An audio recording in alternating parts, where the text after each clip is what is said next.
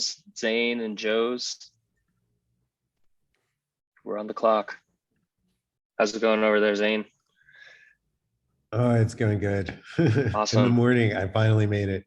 Yes. I'm ZC's star. Cool. Well, your brain is so. freshly rested then. You're ready to soak up some cadCAD. Nice. And Charles, I think that's a virtual background, or you're in a giant library.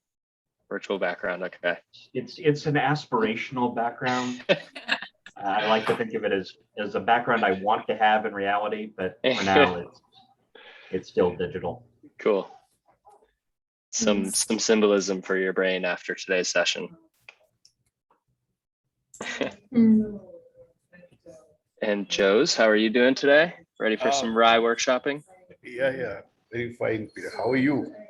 I'm good, thank you. Yeah. Also excited. Hello. Angela. Hello. All right, and Barnaby, welcome. Thanks for joining. Cool. So I did get a few messages that we'd have some late joiners today, but we should not let that stop us. So I think we can get started. For the agenda today, we'll do kind of a little back and forth between Danilo and Bert on the RAI Digital Twin, obviously, and yeah, should get the wrapping up with some final discussion too on how the digital twin's being used in practice. Bert's the expert there, so it'll be an exciting conversation. And yeah, of course, any questions that you have, feel free to raise your hand or type them in the chat and we'll pick them up as we go. Any final details before we get started? Maybe one detail that we should sort out is thinking about the challenge for workshop 3, because I mean, we are not going to have workshop 4 a priori. So one thing that we've been discussing is maybe for the workshop 3, we'll have the deadline, instead of being the next week, being 2 weeks, because I mean, they're going to be a bit more dense than the other ones. Cool. So yeah. Yeah, I think that's a great plan. Yeah, thank you for that. Thanks a lot for that. Joe's needs the extra time. Yeah, cool. So as a reminder, that will be for challenge number 3, which Danilo's going to announce at the end of today's session. And you'll have 2 weeks to do it, and then we'll check back in, and Danilo will give you some feedback on the submission. And of course, feel free to ask questions in the Discord and stuff in the meantime, obviously. So, all right, then Gurkan, welcome. You've joined at a great time because we're about to get started. So Danilo, I'll pass it off to you. Yeah, good. So, well, sharing my desktop here. So are you guys seeing? Yep. Yeah. So just to provide outline, so this session is going to be really about how you can leverage the existing RAI Digital Twin. So on the previous workshops, we did focus more, for example, let's say, how a digital twin works, and also the extrapolation cycle, more about the connective tissue that allows the digital twin to be informative. On this workshop, we're going to do a more deep dive into the cadCAD model and also how the behavioral model works. So we are going to really get at the osseous tissue of the digital twin. So it may be a bit dense, and you guys are going to see it from the challenges that, let's say, probably it's a bit more closer towards the questions that we were asking on the previous workshops. So just to give a summary, it's going to be about our walkthrough the cadCAD model, about how you could do parameter sweep, and also how you can understand the existing behavioral models, and also how to implement one. And give outline, I'll give a 20-minute walkthrough through the cadCAD model, explaining exactly where the controller is implemented, how it's handled, how we handle events, for example, controller parameter changes, where the behavioral models are located, so on. I'm going also to use 10 minutes for explaining how the parameter sweeping works. So for example, if you want to, for example, try different parameters for the behavioral models or different parameters for the controller, I'm going to provide the pointers so that you guys can tweak. And I'm going to take also 20 minutes just about the existing behavioral models. So 10 minutes about what we have right now, which is the EML and also the converging swap. I'm going to explain where they are, how they work, and etc. But I'm going to do an attempt here on this workshop to actually do a speed hack. So the idea is that we can think about a withdrawal track behavioral model. I'm going to explain that, but I'm going to try to implement that behavioral model in 10 minutes and try to see if we got something. It's going to be recorded, so I mean, when we have the record, you can replay and watch. But the idea is that, let's say, you guys see precisely what it takes to put a new behavioral model in there.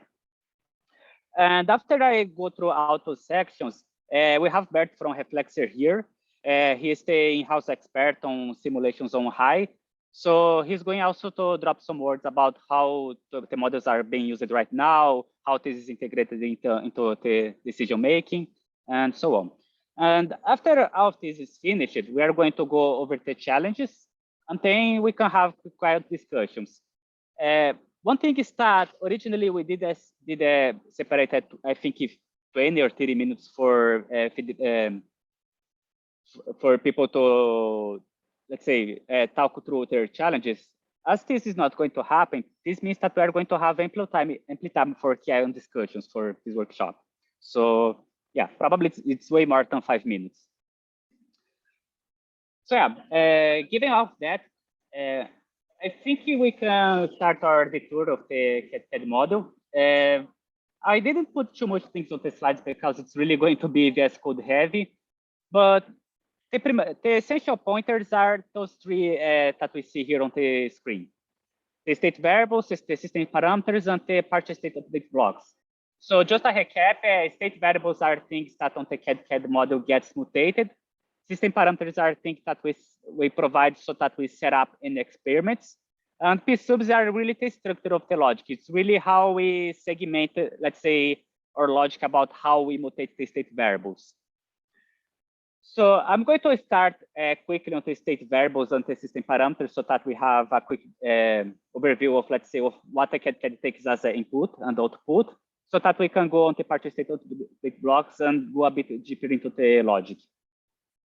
So jumping into the VS Code. So this is the Reflexer Digital Twin repo as usual. And as I said, if we go here, for example, at RAI Digital Twin, at the folder, and then at models Digital Twin v1, we do have those files here with it. Let me remember where it is here. Yeah, Digital Twin. I always get lost here on VS Code. It's too much things. Okay, the part was expanded. But okay, if you go to RAI Digital Twin, models Digital Twin v1 and model, you have those three essential files here. So starting with the state variables. This is always my favorite place to start because let's say what cadCAD does is really to encapsulate logic for mutating those things. So those are the things that gets, changed over the simulation. So oops, so first thing is that we have here time states, which is really about time tracking. So seconds passed and time delta in hours. Time delta in hours is actually how much hours has passed between this time step and the previous one. This is needed because on backtesting, what happens is that the time delta in hours not necessarily is constant. On the extrapolation, it's constant and it's a parameter, but on the backtesting is not. And we have seconds passed, which is really how much time it has passed since you start the simulation. On backtesting, it depends on the epoch, and on the extrapolation, this is a parameter. We then have those exogenous states here. So exogenous states, they are really things that the cadCAD model are simply going to take as given. In the sense that, as given in the sense that either you have generated before or either you have a handle value, a handle generator inside the simulation. But the main thing is that the exogenous states, they are exogenous to the RAI system. So in order to make it list, for example, the Ethereum price. I mean, it's the price of Ethereum as denominated in dollars, and it's not that the RAI system can control that, or the market price. It's the price of the RAI token in USD dollars. And also this is a function of the liquidity pools, of the oracles, whatever we use for sensing. So as we were developing this model, the oracle that we were using was simply the Uniswap pricing. I'm not exactly sure if it is still the case. And by the way, this is going to be a good question for Bert afterwards. If the market price as sensed by the controller is just the Uniswap price, or if it's a function of other things. And we have also the spot price here, which is, I mean, let's say I think that on this case, the spot price and the market price is going to be the same one. But the things that we are mostly interested into is really what we call here the controller state and the RAI token state. So controller state, by the way, one thing that I forgot to say that I think it's good to interpret those states. You can notice that all keys and values here, we have the keys here, and the values are this object called initial value. And we have two arguments for each initial value. We have the first one, which is the numerical value for it. And the second one is the type. So notice that the Ethereum price is denominated in USD per Ethereum, market price is USD per RAI, and so on. This makes explicit what the value is. And for the PID parents and PID state, and also the token state, notice that we use objects as the type. And I'm going to explain shortly, but the main idea here is that for the PID controller RAI, we have its inner state that's being tracked through the epochs. We have the parameters that, I mean, they are constant except if the governance changes them. And then we have the notion of the token state, which is, as we were let's say, designing some behavioral models, we didn't notice that, let's say, there was a very good way of describing RAI was really through a token flow formalism, in the sense that, I mean, you could think about high debt, or how much Ethereum has been locked as collateral so that you could take more high debt, or for example, how much Ethereum and RAI you have on liquidity. So this token state is really to keep track of those token flow variables. And the behavioral models that we have implemented right now, they make use of this token state object. So the idea is that by changing the token state, we can change the market price, and the controller is going to react to that. And I think that I want to show before moving to the params or the partial state update blocks is really to show, for example, what are those objects here: controller params, controller state, and token state. So let's start with the controller params, for example. So the controller params is defined here at types.py. And this is a Python data class. In case you guys never saw, a Python data class is almost like a struct on C. Data class is really an object that allows you to have fields, and I mean, it's this neat container. It's just the reason of why I do that is because I do not want to define, for example, 5 state variables for the controller parameters. Rather than do that, I just define one object, which is the controller params, and I just keep track of one state variable. In my opinion, this is a bit more elegant, especially when the system starts to become complex. But anyway, it is this controller params object. We have key and key, which are really the controller parameters. So key is the proportional term, and key is the integral term. Better background of that, I think it's a bit out of this code of the workshop, but I mean, as you guys know, remember the RAI controller is a PI controller, and you need those constants so that, I mean, you can correct the system trajectory without overshooting or without lagging too much. And we also have those other three here, like, for example, the leak factor, which is associated with the key term. It's sort of, let's say, a factor that allows the integral to forget the other terms. So that the reason of, there is also the period here, which is the controller period. This is required because the RAI controller it doesn't update the redemption rate per epoch. It updates the redemption rate per hour currently. But for example, as we were doing the design work, we did study, for example, other periods, like for example, 4 hours or 2 hours. The main point is that this is a parameter that's here, and that, let's say, if needed, could be changed by governance, or or if we just want to play with the model and see what would happen if the period was per epoch, we would have this capacity. And of course, we have also the last parameter here, which is enable. It is either true or false. If it's false, the redemption rate and the redemption price are never going to get updated. And yeah, those were the PID params object here. We have also the PID state. So the state is really something that the controller carries over. So here we have essentially 4: redemption price, redemption rate, proportional error, and the integral error. So redemption price and redemption rate, I think you guys already know from the first workshop. And the proportional error and the integral error is really what the controller uses for, let's say, update the redemption rate. We are going to go over the logic exactly, but the idea is that,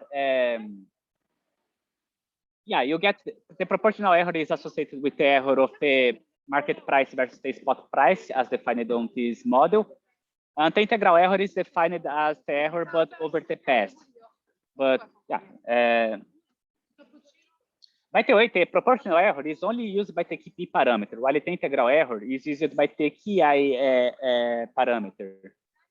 So for most purposes, the integral error doesn't matter, and actually it's almost always 0 because the KI is 0. So, but suppose that the highest for some reason gets a non-zero value for KI. So this integral error would be relevant, and actually that was one of the challenges on the previous workshop to see what would happen. And the last state that we have here is the token state. As I said, the main use of the token state is really to drive behavioral models. It's not important per se for the controller. It's more about keeping track of the metrics that we do use for the behavioral models. And we have 4 fields here. So the first 2 here, high reserve and the Ethereum reserve, they are really about the liquidity pool, the Uniswap liquidity pool for Ethereum high. Essentially, they are how much of each token that we have on the liquidity pool that we use for computing the spot price. And we also have those other 2 here, high depth and Ethereum locked, which is associated with the safe system. So high depth is Ethereum locked is how much Ethereum is put as a collateral on the safe system, and the high depth is how much high has been withdrawn as loans on that system. And the reason why we have those parties is, as I said, they do have some interesting token flow properties that makes somewhat intuitive to create some behavioral models. And also because, for example, the spot price is heavily calculated from the Ethereum high reserve. So those are the state variables. And going out of the parameters here. So yeah, you can see that we have some here. I did put some comments here to segment according to their use case. So for example, we have system-wide parameters, which are related to things like, for example, what are the governance events that we have on the simulation? The idea of governance events is that on any given epoch, it may happen that the controller parameters, for example, get changed. Or it may happen that maybe there is a specific behavioral model that gets triggered for a governance event. This governance event is really a very flexible data structure. It's a dictionary that associates epoch with event. It's really something that allows, so let's say that on a given time step of the simulation, which is associated with a given epoch, something is going to happen. So yeah, there is also this PI bound params, which we didn't implement because we wanted the simulated controller here to have correspondence with the one that's on the smart contract. I don't have too much context on what it means exactly, but we put here more for completeness. There is the exogenous data, which is really a container for example, the Tiro price that we are feeding inside the cadCAD module. Because this cadCAD module is really about the PID controller and the behavioral models associated with that. It's not a model for the Tiro price, for example. So the Tiro price must always, the Tiro per US dollars price must always be fed as an external thing. And actually, if you guys remember from the execution cycle on last workshop, we generate those prices just before the extrapolation. We do have a process there for, let's say, using basic inference for find the handle distribution for Tiro prices. We sort out 10 samples of time series, and we simply gave that as an exogenous input here at exogenous data. Those parameters here are going to be used in our case in any instance of the simulation. So as you guys remember, this cadCAD model can use it at 2 instances. It can be used for backtesting, or it can be used for extrapolation. And the interesting thing here is that, for example, depending if you are running on the backtesting model, the extrapolation model, certain certain participated updated blocks are going to be activated and others are not. The reason big is that really they have different requirements. Because, for example, the backtesting does not make use of any behavioral model. You just want to sanity check the controller to see if, let's say, if it corresponds to reality. While the extrapolation one, we must make use of the behavioral models in order to drive the simulation. Because if not, we cannot have, for example, we cannot provide the information that's required for the controller to get updated. So there are different circumstances. So for backtesting, for example, things that we need to feed in, first one, for example, is the block time. How much seconds we have for each Ethereum block. So we did put here 13 seconds. It's actually not that because actually the time is handled. But I mean, it's good enough. And there is the height here, which really associates each cadCAD time step to Ethereum height. Because the backtesting, on the backtesting mode, we do not do a simulation for each epoch, but rather we do a simulation where the time step is each data point that we do have. And what happens is that, I mean, right now, the data that we are collecting, I would need to expect, but the data that we collect from the graph, it's almost like quasi hourly. So sometimes the interval between data is 30 minutes, sometimes it's 1 hour, sometimes it's 1 hour and a half, other times the mean time is about 1 hour. But the thing is, it's not, you don't have a fixed period. So that's why we need to have these height params so that we still keep track of the time in a consistent way. And also we have here the backtesting data, which is really about, I would even say that the backtesting is a case where the behavioral model is actually the historical action itself. So this is a container. We can go over exactly how the backtesting data here works as we go through the logic. We have also parameters here for extrapolation. So for example, as I said before, we are using 2 extrapolation models here. And I'm going to separate here so that, because maybe this is a bit better. So as I said, we have those 2, we have 2 behavioral models. We have the EML, also the CSI. And well, first is, regardless of the behavioral model that we are using, we have the extrapolation time delta here, which is how much time in seconds we have for each time step on the cadCAD simulation. So here we are putting 1 hour, but it could be more, it could be less. Actually, backtesting actually states not relevant here.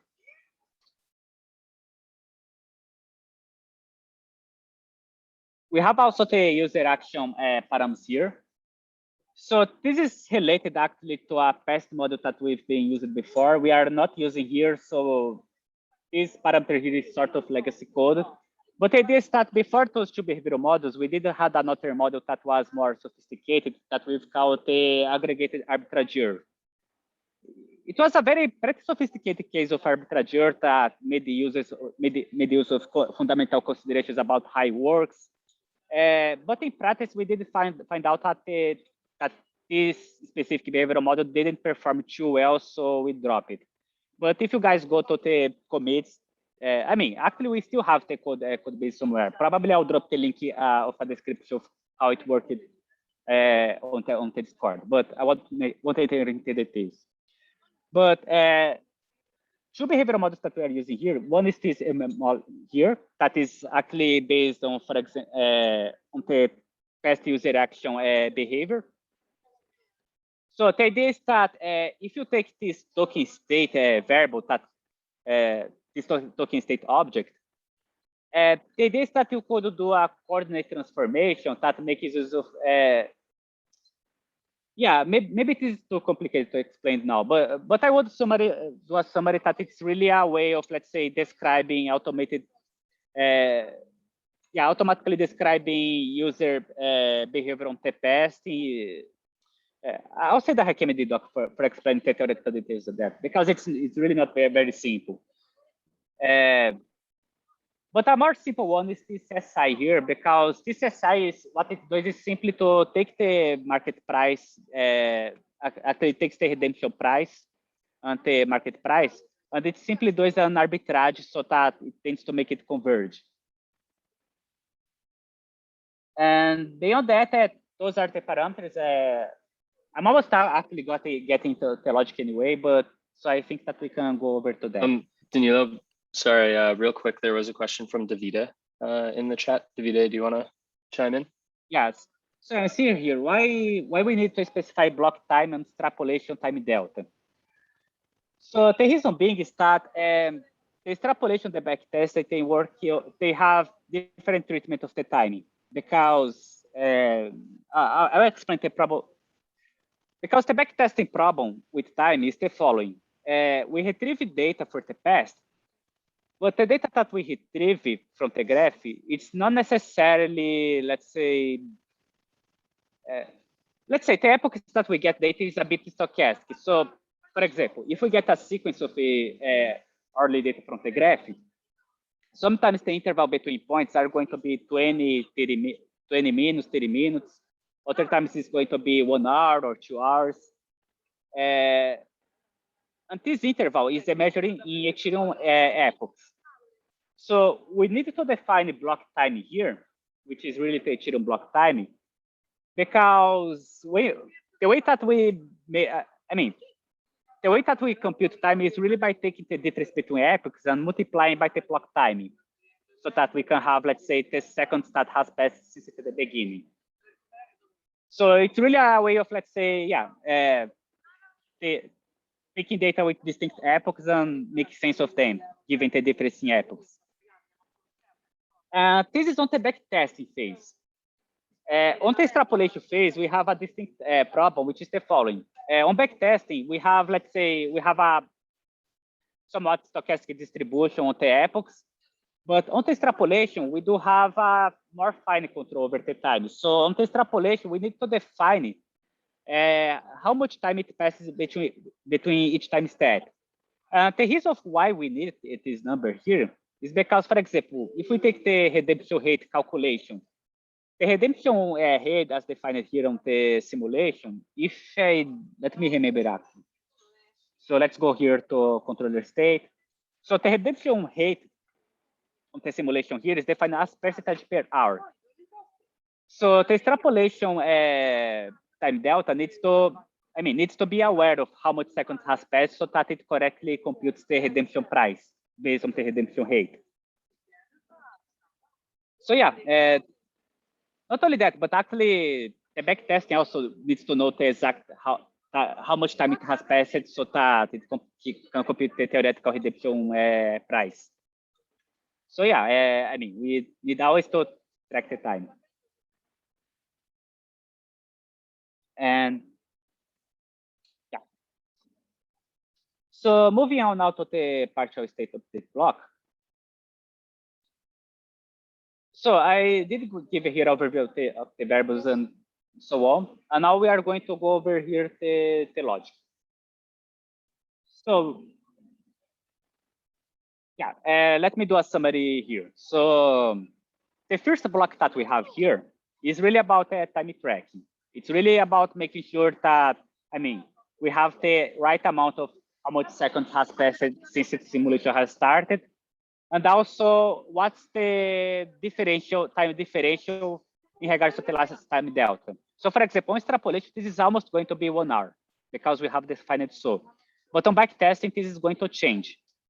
And for example, if we go here to the p of time passed, you can see that they are going to have, actually it's not so clear, but they do have different treatment when you are on extrapolation mode or backtesting mode.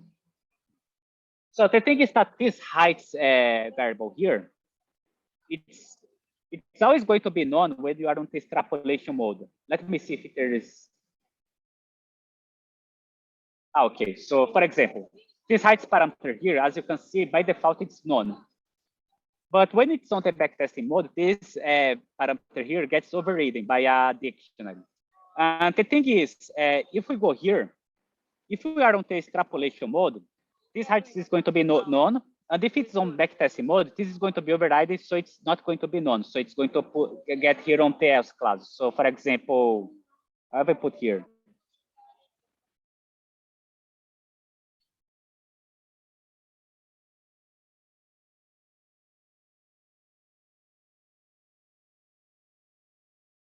Hopefully this makes a bit more clear.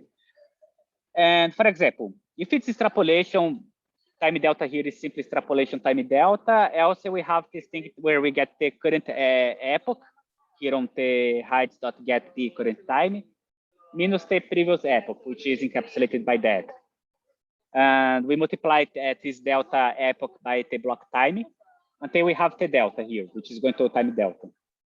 And this second passed here is simply how much it has passed plus this time delta. And the time delta in yards is simply this time delta here, but divided by hours. So time delta in yards is in yards. So yeah, that's the first partial state update block. It's just to make sure that the second pass is being handled correctly. Second thing here is about governance and backtesting. And well, let me see how I can explain that intuitively. So for example, governance events. Actually, let me explain here at the top. So the idea is that we have several variables here, like for example, the PID parameters, the token state, the Ethereum price, and the market price. And depending here on the policy, they are going to update several different things. So for example, the governance events is going to update the PID params.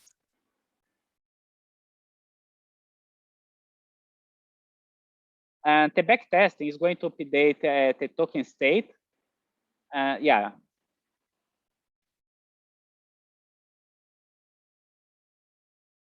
And those two here are going to be fed by the exogenous data. So, for example, starting with the variables here, starting from backwards, the Ethereum price here, if we get any policy input that's named Ethereum price, that's the new value. This generic stuff is really a boilerplate code so that you tell the name of the policy input, and the value of the variable is simply going to be that. For the market price, let's see.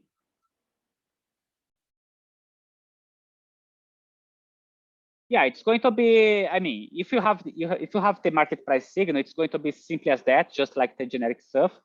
But if not, the market price is going to be computed as being essentially the spot price of the token state. And for example, the token state here that updates the variable is essentially boilerplate code for let's update this token state based on the signals here that have the same name. And PID params just like that. It's really boilerplate code. In order to see how it works, so for example, let's see the governance events. Maybe I'll skip that because this is too much data transformation. Maybe it's not the best use of our time. But this is an interesting one here, this third one here about computing the controller error. Because here we compute a super critical thing for the controller. Because in a certain sense, all that the PID controller tries to do is just to minimize the error. But there is a measurement problem that's the following: how you define error. So I mean, first we need to compute the error so that the controller can act based on that. So for example, we have a policy here, for example, for observing the errors. There is the idea here of the error star, which is simply the redemption price minus the market price. So the market price is whatever Oracle value the controller is using for computing the error. And this simply the redemption price minus that. And just remember that the market price is being computed here, which I mean, it's either going to be provided directly from the backtesting data, or else it's going to be the spot price of the liquidity pool here. So for example, backtest is going to be provided, and the extrapolation is going to be the spot price of the liquidity pool. And by having that, we have this policy input here called error star that we can use for updating the error on the PID controller and also computing the spot price. So for example, the PID error here.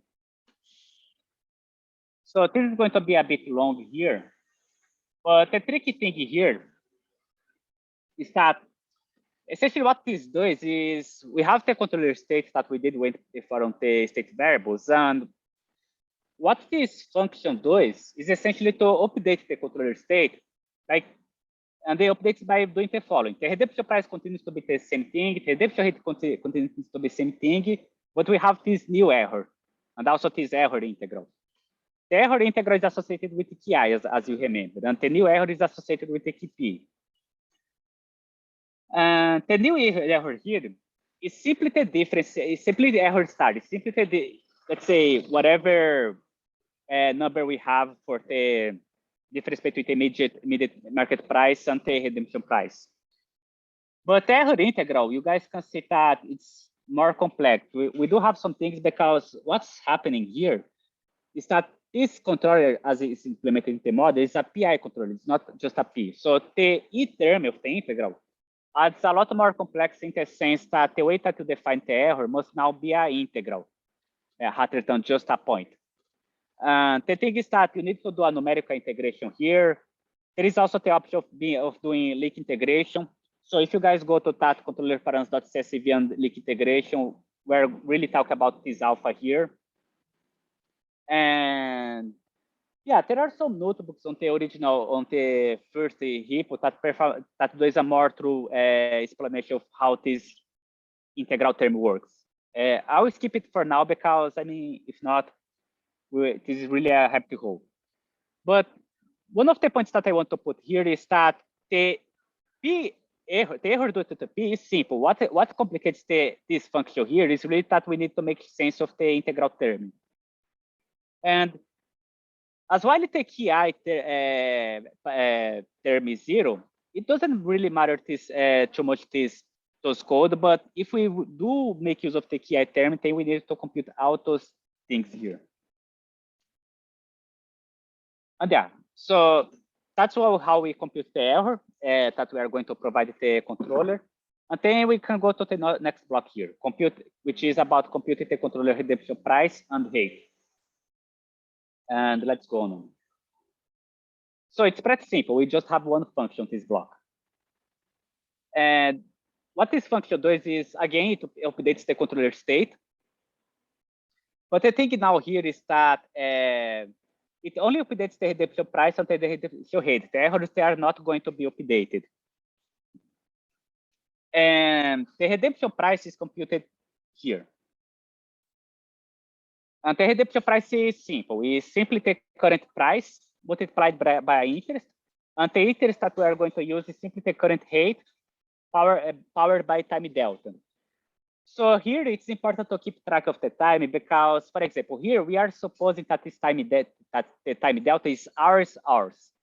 And the right choice of the unit can be important, because, for example, if you choose seconds or epochs, there is a high chance that your computations are going to blow, because I mean, what happens is that if you do in seconds, the rate is going to be too low. Let's say the radiation rate in seconds is going to be too low, and the time delta is going to be too high. So what happens is that computers, they do have a limit on how much precision they can have on their calculations. They have, they can have difficulties computing, for example, more than 16 decimal digits with the float pointing mechanisms. So we did choose ours here exactly because, it's more natural for the computer to compute. But, it's just a comment actually on a thing that, let's say, they generate a headache for some time. But anyway, that's how we compute the redemption price. The redemption rate, I did use a trick here, which is really to put all the complexity on a separate function. And we are going to go over here shortly. But the idea is that we have this magical function that takes some input, and it's going to return us the new redemption rate. And this redemption rate is in epochs, I think. No, it's in seconds. And we need to power by time delta in seconds so that we have the early redemption rate. And that's our new controller state. Just to go over how this magical function works here. If we go here, so yeah, it takes the controller params, the controller state, and also the PI bound params. This PI bound params with is something related to the maximum or minimum redemption rate that you can have. It's something that is implemented on the controller, and we did put them for completeness. Well, I'm not exactly sure how much worth is to me to go over that, because the idea of the redemption rate here is really to go over the smart contract code and simply replicate whatever is that. So, for example, if the PID params is enabled, we have the proportional rate here, which is, yeah, I won't jump into that. But one thing here that I think it's important to put is that this redemption rate here, and also some of the most difficult portions of the code, we did write here some tests in order to make sure that, let's say, they were working as we expected. So, for example, if you go to the test folder of the part folders and you go to the test controller, we do have a suite here for testing, for example, the redemption rate calculation. We didn't know what to expect before. We did provide the speed redemption what we would expect. And yeah, this generates some confidence that the results are right.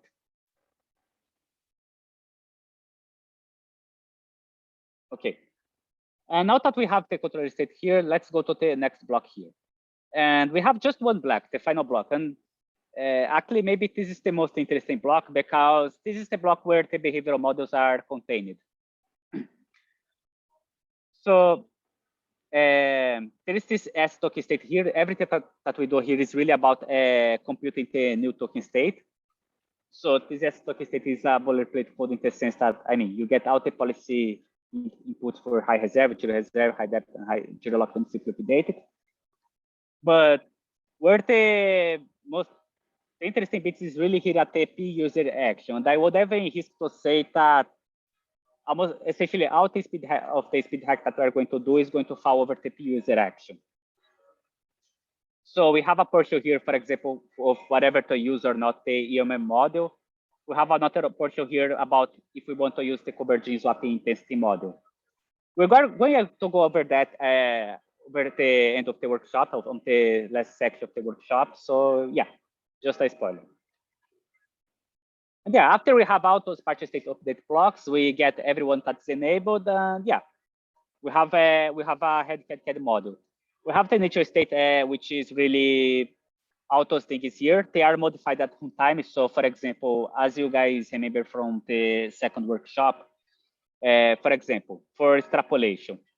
On extrapolation, we do set up, for example, the parameters and also the initial state, so that they correspond, for example, to a valid start point. Same thing for the backtesting. But the point is, with this initial state, with the parameters, with the partial state blocks, we have a head cadCAD model to run. And that's it for the walkthrough. I tried to be a bit compact and can be a bit dense. And after that, we have those two sections. First one is really to go over how sweeping works. And how sweeping works is really about going over, for example, this extrapolate data function, the execution logic, and go over, for example, what's happening here. And then we are going to go over these behavioral models. Do you guys have any question about the cadCAD model in general before we move on or take a 2-3 minute break?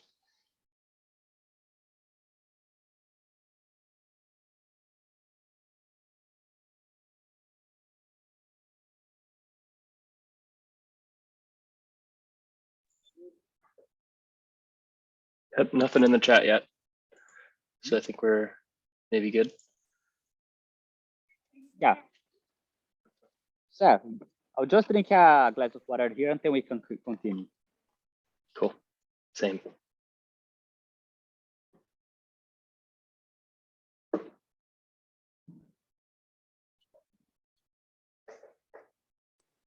Okay, You need good. a break, So, Danilo, right? We can't wait to continue.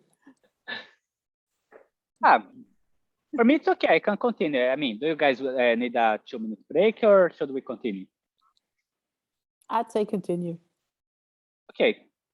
So, yeah, sharing again. Oops.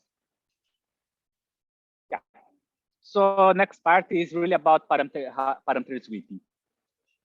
And we are going to go, we are going to focus on the execution logic here. We did go over the second workshop, but I think that we could go a bit more, we could go over some of the fine details of that. Because this is going to be mainly about, for example, how you could put, for example, a new parameter or how you could do more sweeps on the extrapolation or backtesting. So this is going to be relatively short. So going back to our execution logic file where we have the extrapolation cycle. As you guys remember, we have the places where we backtest the model and the places where we extrapolate the data. I'm going to focus mainly on the extrapolate data because probably this is where you guys are going to want to put most of the energy. Because everyone is interested in extrapolations. So to explain how this works, so we do have a part here, for example, where we set up the initial state. Let me pick here. So we have here, for example, where we update the initial state. So that, the initial state is based on the last historical point and also on whatever assumption we want to put on that. And also we have this part here, this prepare parents here. That takes out that updates out the parameters so that fits the extrapolation. And yeah, so just to explain exactly how this works. First thing is that both the initial state and also the parameters, they are based on default parameters and the default initial state. So for example, the parameters here, what I'm doing, I'm going to the default model and I take the parameters. And I'm doing a series of update operations. And this default model parameters here is the parameters that we have here on the params file. So for example, things that are going to update are going to be things like the governance events and maybe heights and maybe all those things here. But unless we do not update explicitly on the execution logic, if we do not update explicitly, it is going to simply use whatever is defined here. So a good practice in general, if you are doing any kind of extrapolation, is, you either we want to put the you either want to put the parameters for your behavioral model here at the execution logic, or you could also put here at the params.py. It's really at your criterion. And I go over here the params because it's more interesting. So just to show what are we updating for the extrapolation. First thing is that we are not performing backtesting. Backtesting is false. Because if it's true, there are several policy, there are several partial state blocks that are going to be triggered that we do not want to. So we set false.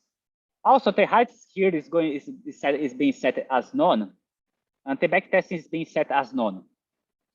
And remember that from the params file here, I did put here thing under the backtesting specific parameters.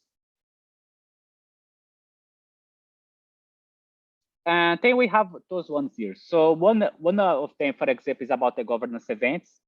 We set them as none. So for example, during extrapolation, the controller params is not going to be used.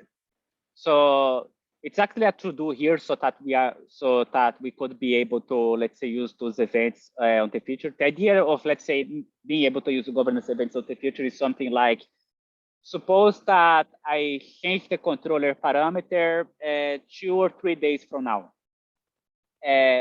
One to do would be really to be able to do that, but I mean, it didn't get implemented in due time.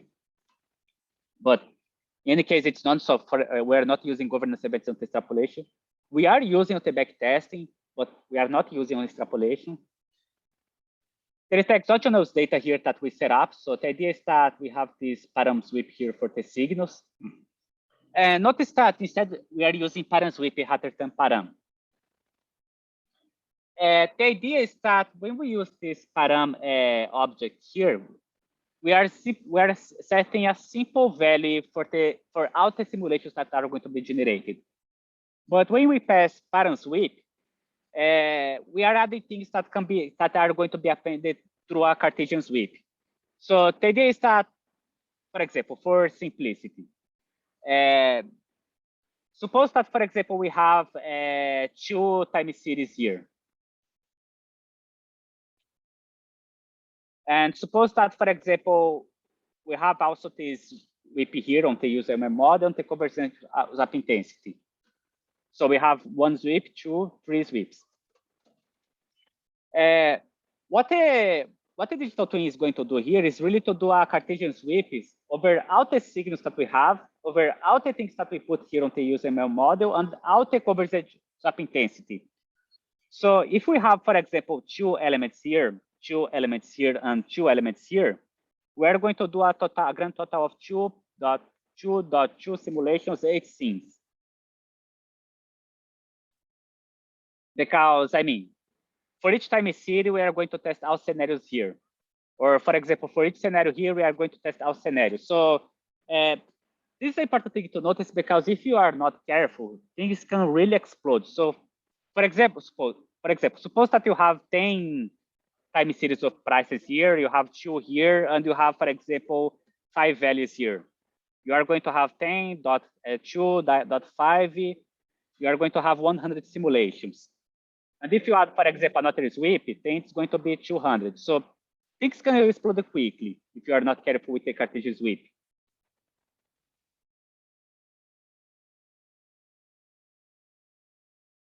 And okay.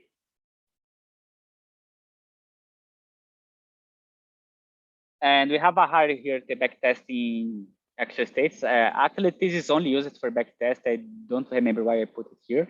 And also we have here the params that for the behavioral models, which is the user model, false or true.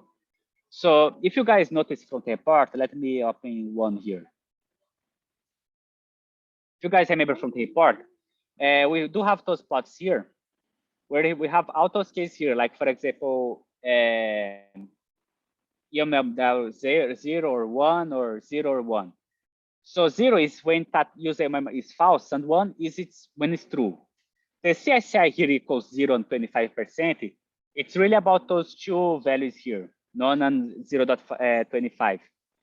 But for example, one thing that we could do is actually I'm going to do a quick demonstration here. So let me clean everything here.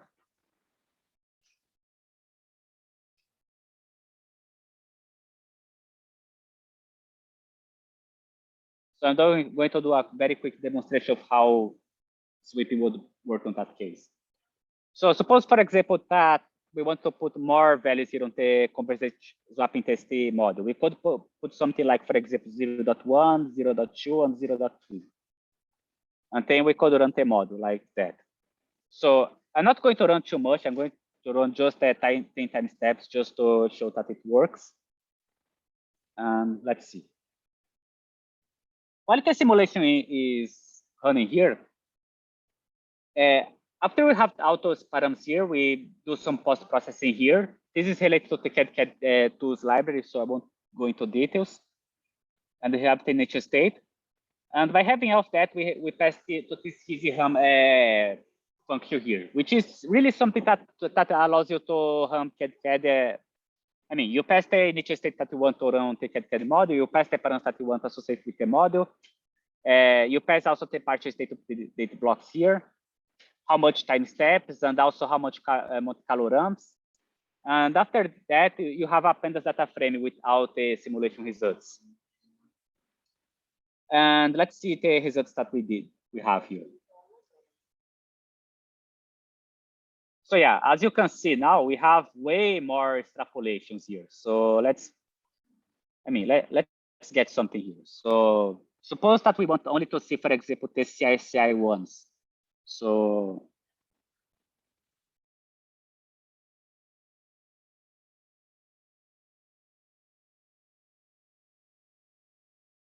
let's see if we can see any meaningful difference here. So let's see, for example, the redemption price here. Yeah, maybe the extrapolation time, I did too few extrapolation time steps in order to get anything meaningful. But anyway, the idea is that if you change that list here and by using those param sweeps, you can easily you can test as much parameters you would like in just one run. And I think that's what I wanted to show. And also you could use those params updates so that, I mean, you can include any parameter. So for example, if you add a new parameter on the cadCAD model for a behavioral model that you add, you can just pass params update and add any combination that you would like.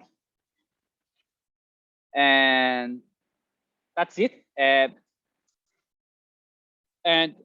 I want now to move to the behavioral model section because, I mean, I think this is really the cherry portion of this workshop. Before jumping, any questions? I mean, I saw here that there was a question for the HydraDX. So how long time did it take you and how many colleagues to write this full module? So this is a complicated question because what happened, Enrique, is that the project on RAI, I would say that the model went through some phases. Because at the beginning, we were mostly interested in doing, let's say, in doing scientific work for helping design work. And this stage took I mean, it did take a lot of time, and also much of the time it was not exactly on code. A lot of the time it was actually on research, literature review, testing experiments, and I would even say that this was the longest portion. But is it like three people full time for 2 months, or is it something completely different?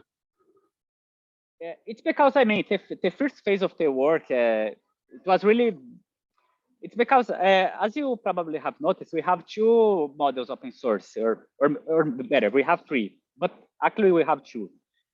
The first one, which is the JEB simulations on the Reflexer, or just Reflexer at BlockScience, is really a design module.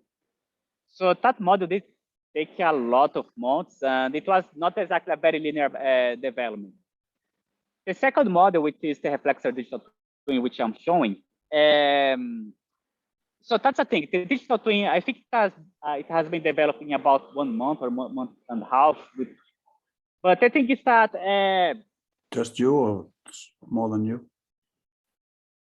So that's the catch. It was quick. It was relatively quick because we already had a design model before, and we already had a lot of specifications and so on. So I mean, when you have a very well-defined problem, when you already understand very well the system, the development can be really on accelerated pace. But for example, when you are still, I mean, doing design working, doing research in order to know, let's say, what breaks and what not breaks,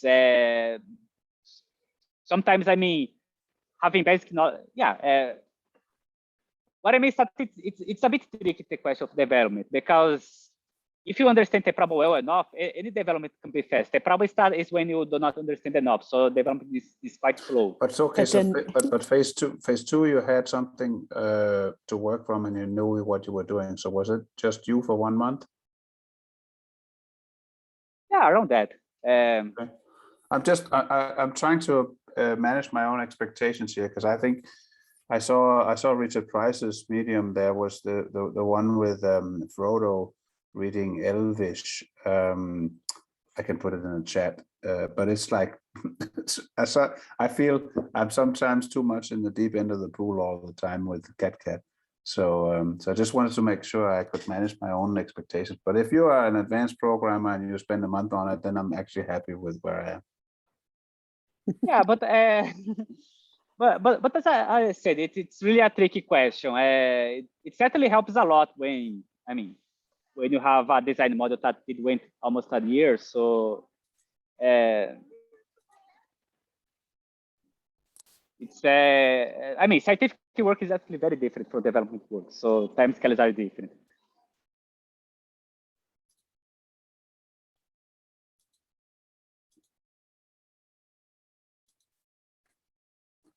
I'm trying to load the image and I can't load it. How sad. The chat. Oh. I'll have to put it on the Discord channel then. Yeah.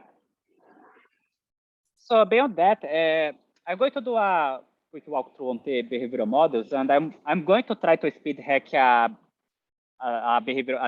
third behavioral model so that we have a reference, and then I will give the floor to Bert. So sharing here again the screen. So yeah, the share of our share is really this function here, the user action. And this is where I did concentrate out the behavioral model. So as I said, there is this ML model here, which is a bit more complicated, and I don't know when to get into much details, because if not, I'm going to explode the time. And there is this convergence swap testing model here, which is more intuitive and easier to explain. So the ML model here, by the way, just to explain the output of that is really token state. The way that this model is set up, everything that any behavioral model is going to do is just update this token state. As long as you have any idea of how to update this token state, and it doesn't matter how you update actually. You could put something that, so for example, just adds anything to the token state. You could try to think something that makes economic sense. You could do a very complicated machine learning model. As long as you are updating the token state, the behavioral model is implemented. So that's a constraint, and this is interesting because, for example, this ML model, one of the reasons why I do not want actually to go deep into that is because this is actually a machine learning model. This is that, it uses automated coordinate transformation, and then uses VAR, which is a statistical model. It's vector auto-regression. It's a sophisticated model, but in the end, what it does is really to compute what are the token state according to this behavioral according to this. So it's a very complicated function in order to compute the token state. And if you guys want to deep dive into that, there is some recommendations that I can share, or you could, for example, dive here on the fit prediction action. And there are some steps here, like, for example, retrieve the actions, transform them, fit the VAR model, predict. It's not going to be very trivial, but yeah. But if we accept that, let's say, every statistic predict action is really to compute the delta over the token state, then we can also go over, for example, this second model here, which I think it's simpler to explain how it works. So this is a model that it's a simple arbitrage action. So the idea here is that you suppose that there are arbitrageurs that they want to do what we've called here the optimal high swap. And what this thing does is really to compute what we've called here the arb action, which is really, let's say, something that changes the position on Uniswap in terms of the liquidity. like the actual high swap and the actual Ethereum swap. This actual high swap and actual Ethereum swap is really, let's say, you have an optimal high swap. There is a parameter called intensity, which is the convergence swap intensity here. So if you go to the browser here, it's going to be those percentages. So this intensity can be 0%, 8%, 20%. It can be even 200%. I'm not sure what's going to happen if you put 200%, but you guys could try on the simulation. That would be an interesting challenge, actually. And you multiply by a handle. You compute also the Ethereum that you are going to swap based on the actual high swap. So it's really take the spot price and multiply, and that's it. And this optimal high swap, it is really, let's say, it's really a mathematical formula that tells, let's say, what is the swap that you need to do to make the market price on the liquidity pool being equal to the redemption price. It's just a mathematical derivation of that. And when you do that, there is an exact amount of swap that you need to do in order to make the two converge. And that's it, the convergence swapping test. It's not exactly the most complicated one, but perhaps it's complicated enough so that, we can have a taste. And that's all for it for the behavioral models. So the thing is, you create a token state.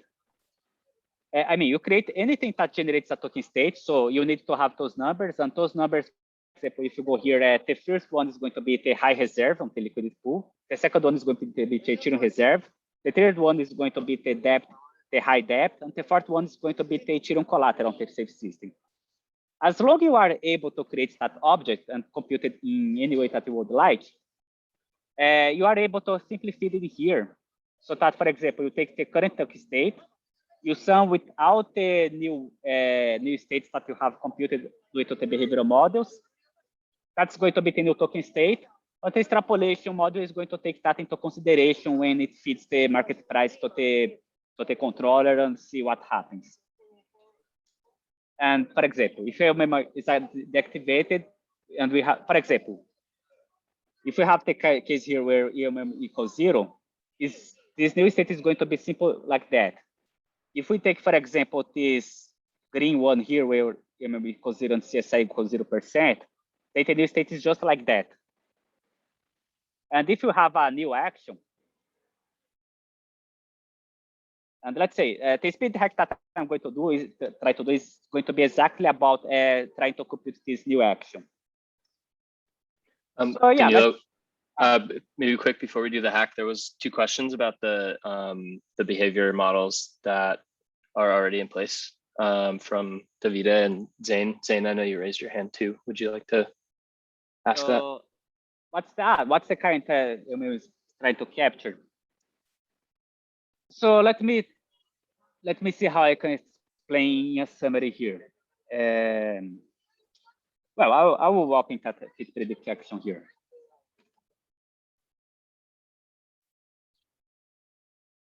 So the thing is the following. The idea is that during development, we didn't notice that there were some set of coordinates that could summarize very well how the token flow on high would work.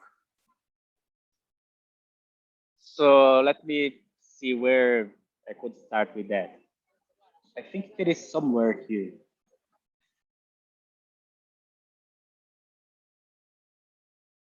Transformer token state. Okay.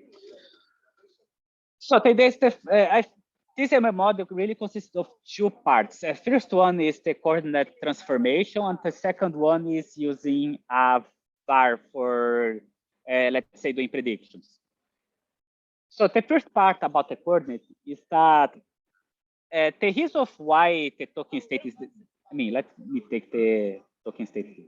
The reason of why the token state is defined in such a way is that those 4 fields here, they describe very neatly how token flow on the high system works.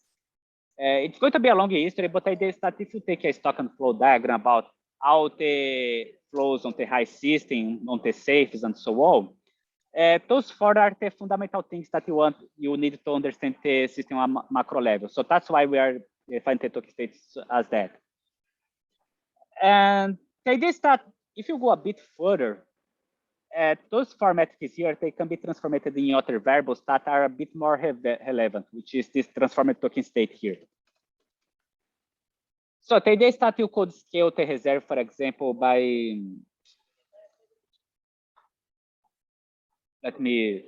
so I would need to pass a hack me do with exact specifics because this is a long history, but the idea is that we can transform those four into those things here that, let's say, are unitless. And they are unitless in a convenient way because they also relate, for example, with the liquidation with the liquidation rate on RAI, with how much high depth is locked.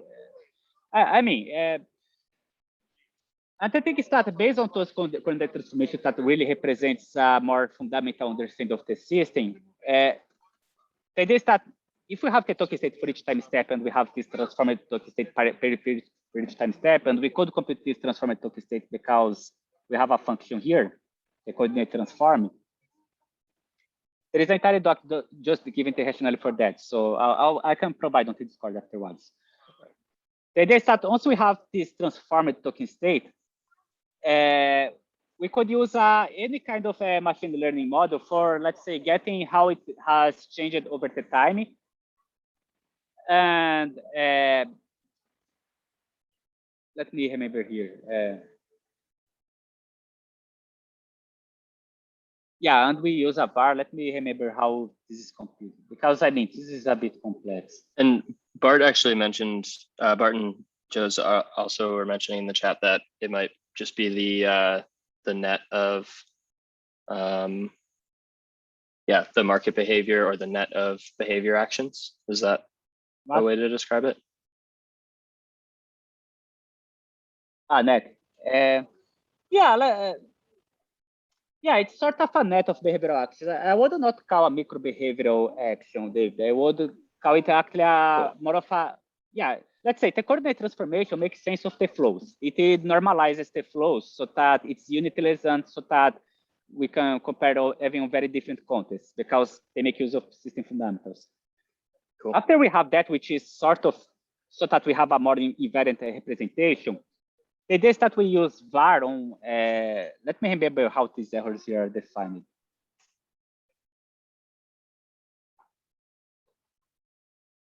And maybe if it's that complex, we don't need to dive all the way into it too. But I think the high level understanding is good.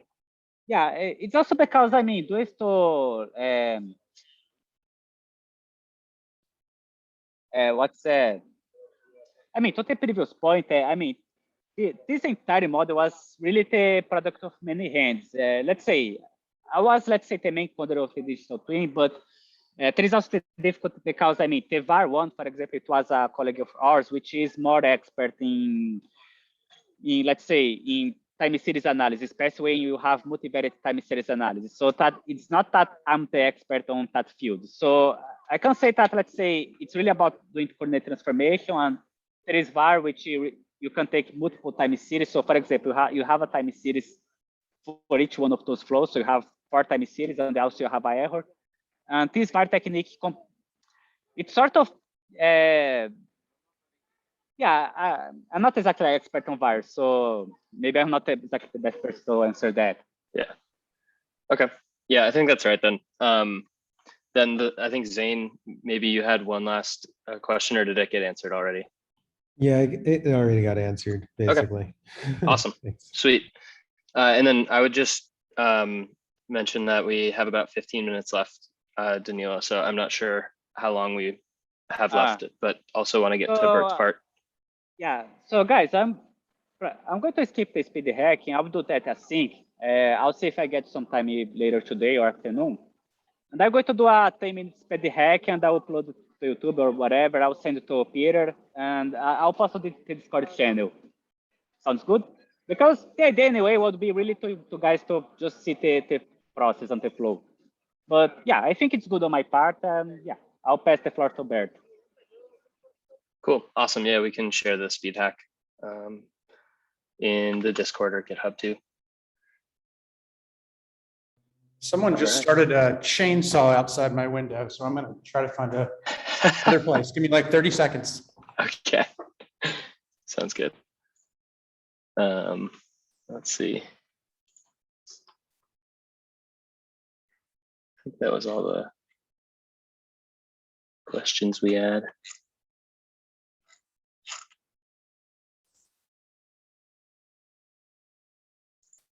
Something like that always happens, I feel like.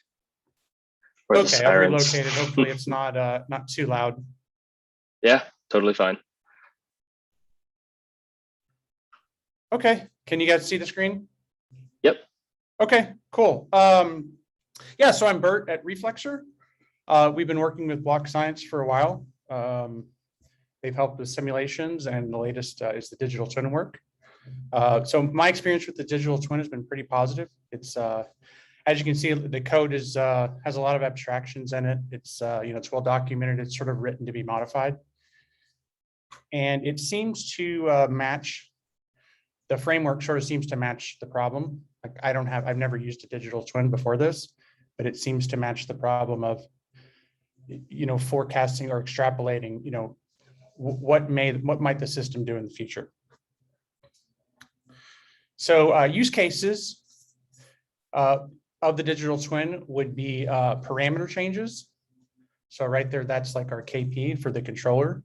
What will the system do if we change a parameter?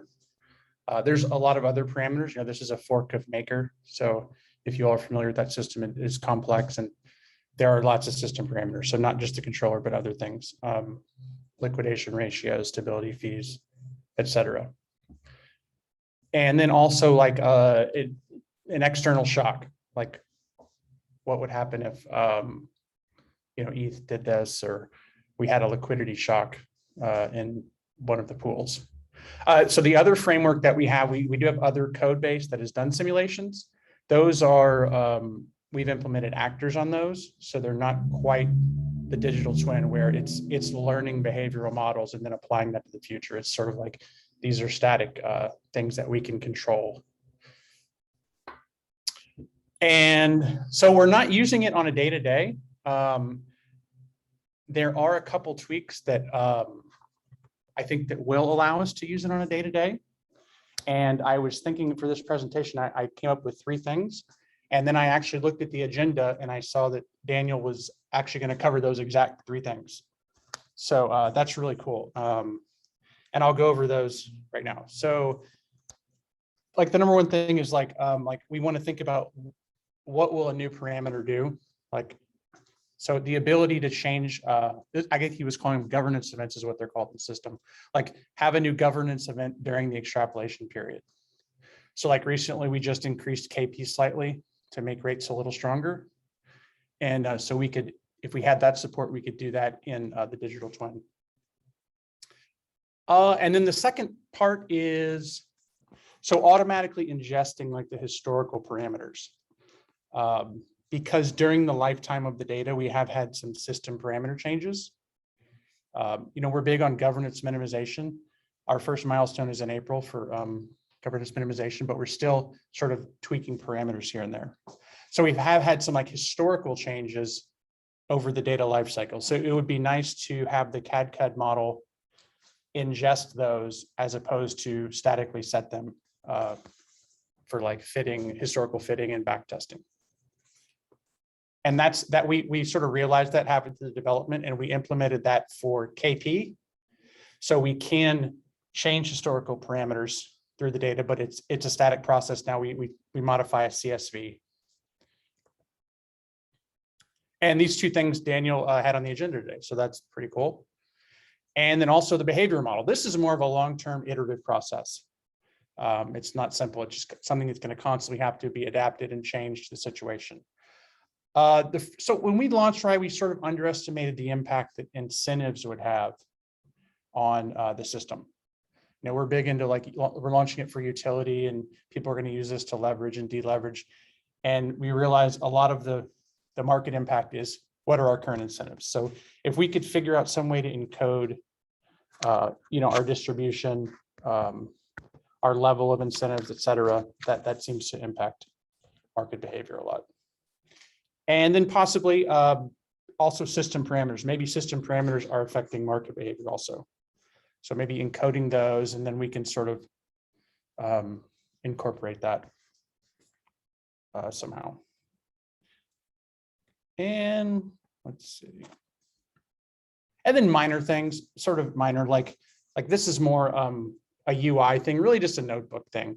Like when the digital twin produces an extrapolation, like to decision on it, it would be nice to have like a 95% confidence around the output, just so we can decision say, okay, yeah, we know it's going to do this within 95% of the time. It would probably take more, extrapolation is expensive because it has to keep refitting. It would take longer to do enough of those to get a sort of proper confidence, I think, but I think it would be valuable. That's minor, that's like a notebook thing. And then also we have some new liquidity pools out there. So this is actually that's more of a maintenance thing, adding the new pools. We have like V3 pools with concentrated liquidity. So incorporating those, but that really falls under ongoing maintenance to make the system match reality. So yeah, that's sort of my input and where we're at today. It's like I said, it's a fun piece of software to run. Like I enjoy working with it. It's if you like, hacking, sort of quantitative stuff in Ethereum and data science type stuff, it's just fun to play with. Sweet. Yeah, this looks cool. We have a few questions. Joe's, you raised your hand at the start. Do you have one? One second. I mean, am I clear? Is my voice clear? Yep. Yeah. So, Bert, since you said it's a fun thing, let me give you a not so fun, proposition to you on this thing. Like, I've actually posted this in the chat, and what I'm saying is that I've got some very fundamental issues regarding RAI on a DEX. That is a stability coin on a DEX, because the first thing I say, it's possible to mimic RAI exactly at a far more responsive one on a SEX, a centralized exchange, and it'll be possible to arbitrage between the RAI on the DEX and RAI on the CEX. I saw that. Yeah. Second one is extending this particular concept. It may be possible to manipulate RAI and the RAI on the DEX itself through HFT trading, a series of small transactions which will skew RAI, and that could be very dangerous for you. Okay. How will RAI tackle these possibilities? I'll try to answer that, and if I don't, we can follow up in Discord. We have a Discord and we have a research channel. We can follow up there. So manipulating RAI on a SEX, I think I understand the question. So we did have our TWAP so there's a TWAP that feeds the RAI market price, and that was using Uniswap v2. So we've recently switched that to Chainlink, and so now RAI market input price, which drives the error and thus the controller, it's going to come from Chainlink reporters. So it should capture a broader market than before. We were using strictly V2 RAI ETH and building a TWAP, but now we have coverage over the entire market. Okay, yeah, that answers partially, but the point is, I think I'll discuss with you separately, because this is an issue which I raised in the Omnipool research program itself, regarding a fundamental weakness in blockchain-based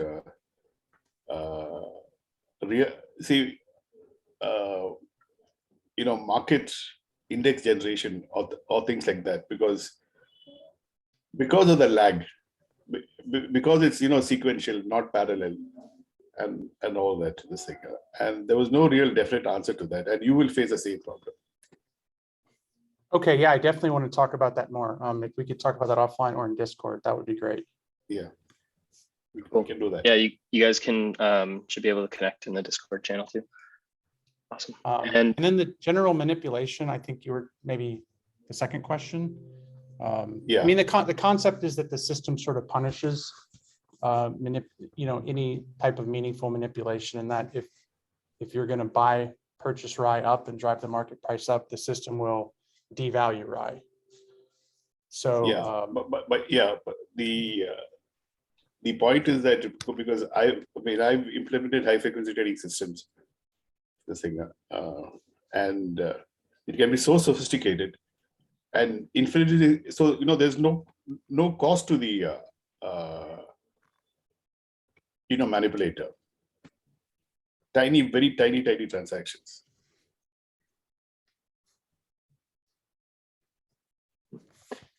Yeah, another stumper. So yeah, so I mean the point is that maybe this can be simulated on cadCAD. okay, yeah, and we do have another, like I said, another simulations framework with actors that we can code, and if we can detail these scenarios out, then yeah, we can definitely simulate what you're talking about. So yeah, I'd love to hear and talk more about this, your concerns. Yeah, I think they're not my concerns. They should be your concerns.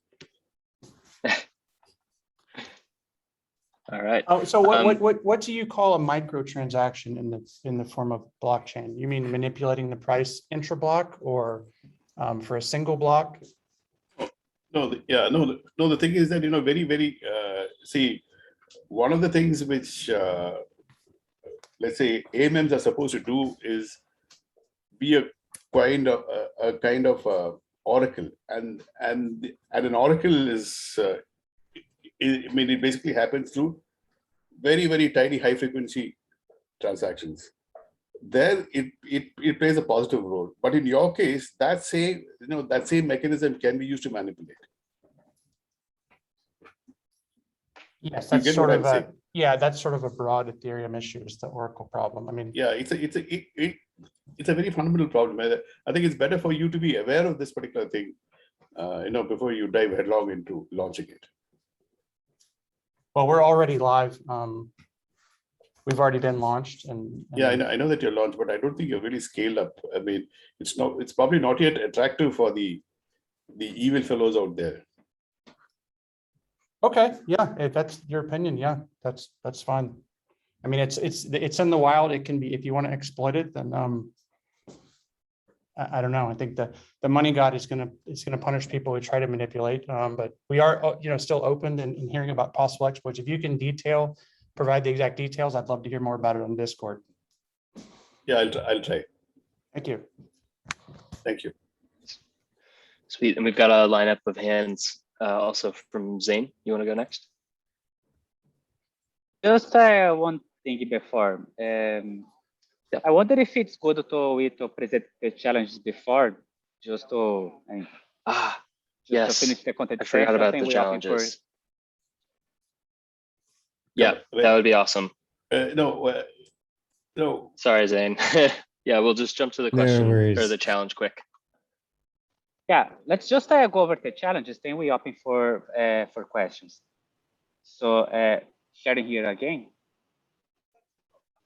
So it's on the slides here. So those are proposed challenges.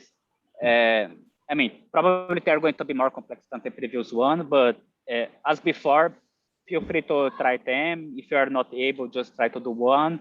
And also, if you have your own challenge, you can also have the double challenge of defining that challenge and doing your own challenge. So no strict rules. But first one is really about, can you tweak the error that's being used for the high controller? So it's really about going to let's say to this partial state block here about observing error. And for example, tweaking the error that's being used by the P controller or by the integral controller. And for example, the integral error there uses the integration rule. But what if it's simply the error as used by the P rule? Or what, for example, if you tweak the error so that it uses other rules like Simpson rule instead of the trapezoid? So open question. There is the second one, which is right now RAI is being used as a PI controller, but what would be required to be a PID? So the D term is the derivative term.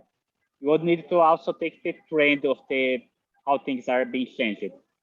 So this is a very interesting challenge because it's a conceptual challenge as also an implementation challenge. So there is the challenge of define what's required and also to implement. Third one is, for example, how you would introduce events into the past and future. How should someone proceed to include shocks into the extrapolation phase? So there are some ways of tackling that. One is, for example, we could use the governance events infrastructure, but a second one, for example, is to create manual behavioral models that simply gets triggered on a time step.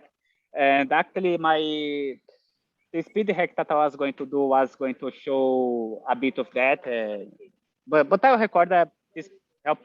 Hopefully, the speed hack is going to help a bit with that. The fourth one is what behavioral models would introduce on the model? How it would modify the token state object, and are you able to implement? So, for example, given the token state description and your idea of behavioral model, how the behavioral model changes that? I mean, on what conditions something goes up or down? So, yeah, try to think how a behavioral model would fit into that, and then if you are able to implement. And just in case you don't have idea, I did put one idea here, which is, for example, suppose that we have a liquidity incentive, and maybe, I mean, 1 week from now, the liquidity on high and the tier is going to go up 20% per day, or maybe 20%, depending, for example, on some controller metrics. So, for example, how we would modify the high reserve and tier reserve. So, yeah, that's an idea. And that's it for the challenges. And I mean, you guys already know how to do it. And by the way, I'm super happy with the submissions for the challenges for workshop 2. I think that you guys are really doing an awesome job. And yeah, I'm pretty happy overall. So yeah, questions and answers. Awesome. Yeah, thanks, Vanilo. And also same comments about the submission. It's been great to see some contributions. So Zane, I cut you off before. I'll let you get your question in. Yeah, my question wasn't actually too deep. But the question was for the second model that you're doing with RAI, I was curious, it seemed like you had sort of an actor model, or there's like sort of agent-based models, and then sort of, I guess, what were you thinking in terms of like agent behaviors or actor behaviors?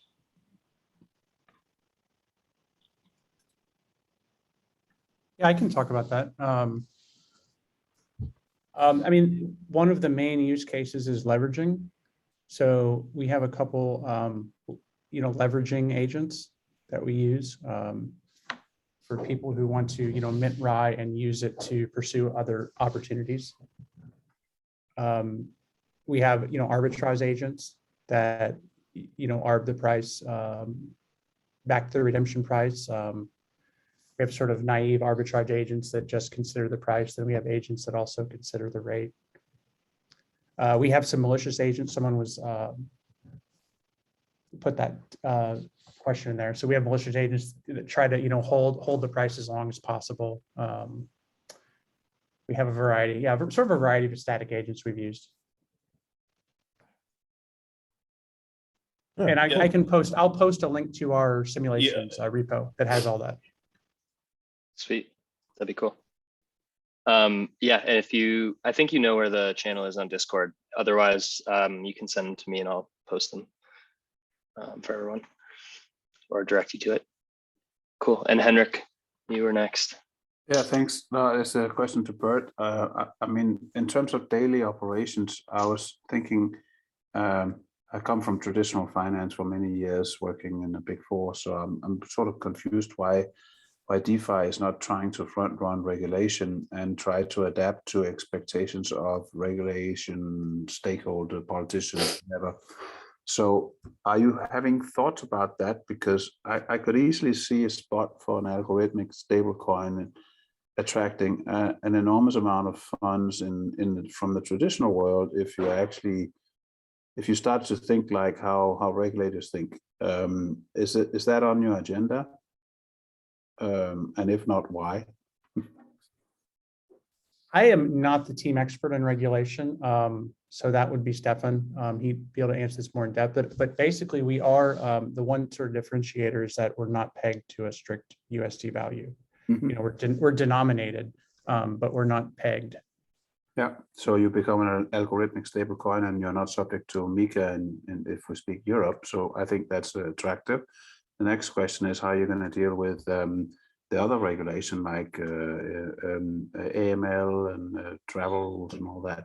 I was just, if I started getting into DeFi because I thought there was, I was missing something that would be meaningful from my traditional financial space. The use case is enormous from the technology perspective, but the brand and reputation around DeFi doesn't really make regulators and supervisors comfortable. So I thought if one, similar to like 30 years ago with environmental regulation, if you front run stuff and start regulating yourself, you actually get a better case than being blessed with gifts from people who actually don't know how to regulate you.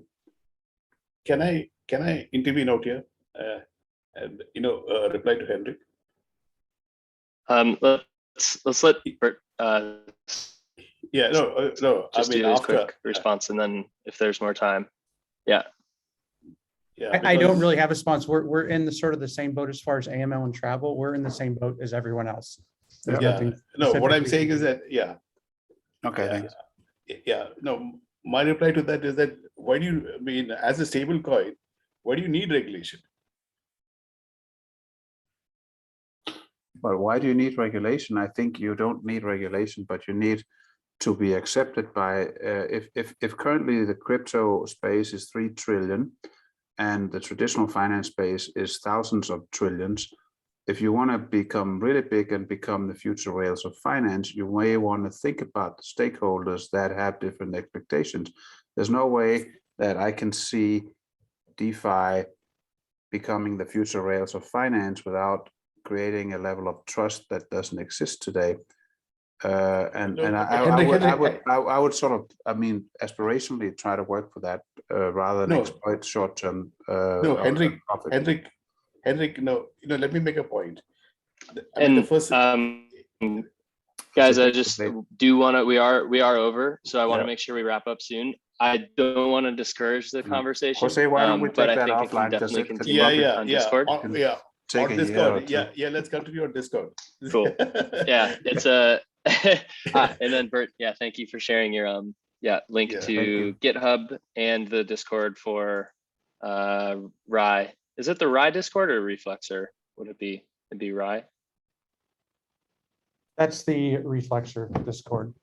Okay, cool, awesome. So I'll send these links in the token engineering channel as well. Great, then we can continue the regulation topic on Discord. And otherwise, the only last comment from TE Academy side is that we will be rewarding the POAPs as we mentioned in the first session for everyone that submitted a challenge submission. And since challenge number 3 is continuing for another couple weeks, 2 weeks, we will wait until those come through and then award according to who's participated. So stay on the lookout for those updates. Otherwise, huge thank you to Danilo and Bert and Stefan and Guillaume for the contributions on Reflexer side. A lot of great Thanks content. for having me, guys. Really Thanks a appreciate it. lot. Thank you for the feedback. Bye guys. Great. Thank you. Thanks, everyone. Thanks, everyone. Thanks all.